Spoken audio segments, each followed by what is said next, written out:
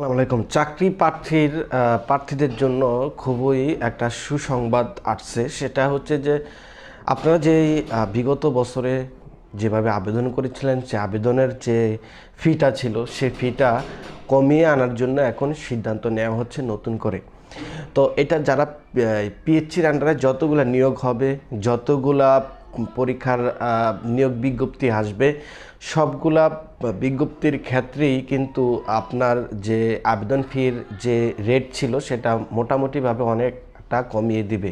আমরা দেখেছি অনেকে 213 টাকা সর্বনিম্ন, তারপরে আছে আবার বিভিন্ন আবেদনে 500 টাকার উপরেও কিন্তু ফি দেওয়া হচ্ছিল।